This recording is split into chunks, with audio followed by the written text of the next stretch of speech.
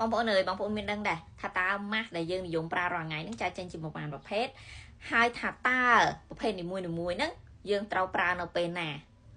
មកគេមកចែករំលែកថាបងប្អូនតើតើជាមួយនឹងម៉ាស់ដែលយើងតែងតែទិញប្រើរាល់ថ្ងៃហ្នឹងណាគឺចែកចេញជា3ប្រភេទម៉ាស់ផ្សេងគ្នាខ្ញុំអត់និយាយពីឈ្មោះម៉ាស់ណាខ្ញុំនិយាយពីការប្រើប្រាស់របស់ម៉ាស់អញ្ចឹងទី1គឺខ្ញុំមកចែករំលែកតើតើជាមួយនឹង clay mask នេះបងប្អូន clay mask គឺគេសរសេរកន្លែងហ្នឹងហ្មងថា clay mask អញ្ចឹង clay mask ខ្មែរយើងគេហៅថាជាប្រភេទម៉ាស់បឺតជាតិពុលអញ្ចឹងម៉ាស់បឺតជាតិពុលហ្នឹងតើ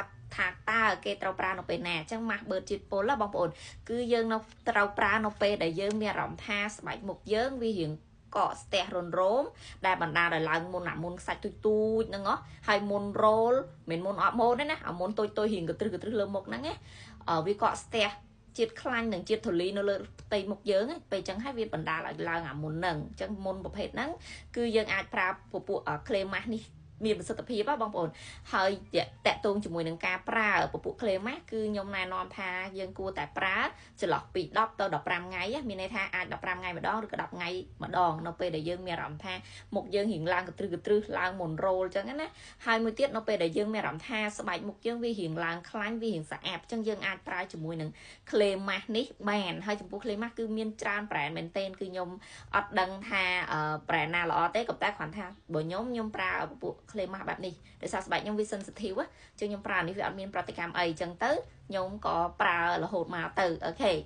ហើយទី2គឺតកតងជាមួយនឹងគេហៅថាប្រភេទ mask ផ្ដល់សំណើមអញ្ចឹងប្រភេទ mask ដែលផ្ដល់សំណើមខ្ញុំប្រើនេះប្រភេទ Hyalurify អាហ្នឹងគឺផ្ដល់ជាតិទឹកដល់ស្បែកហើយប្រភេទ mask ផ្ដល់សំណើមហ្នឹងណាគឺយើងប្រើ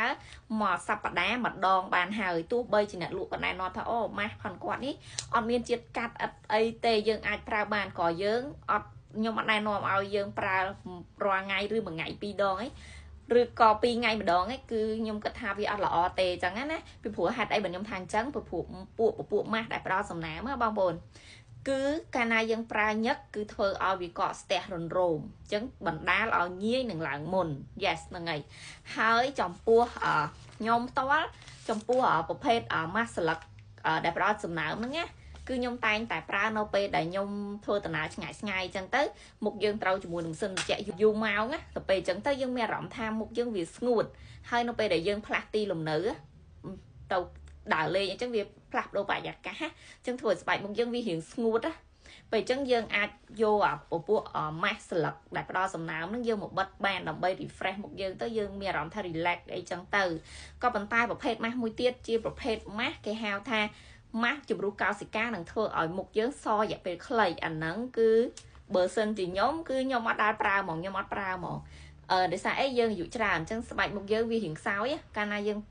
ត្រឡប់ប្រើប្រភេទម៉ាស់បែបហ្នឹងគឺធ្វើឲ្យរបាំងការពារស្បែកមុខយើងវាចុះខ្សោយអញ្ចឹងកាលណាចុះខ្សោយវានៅពេលដែលយើងត្រូវថ្ងៃត្រូវអីមុំវាងាយនឹងជាប់អញ្ចឹងណាហ្នឹងហើយ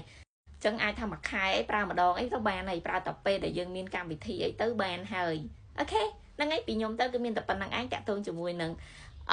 ចែករំលែកតាក់ទងជាមួយនឹងការប្រើប្រាស់ម៉ាស់ដើម្បីឲ្យមានប្រសិទ្ធភាពអរគុណបាយបាយ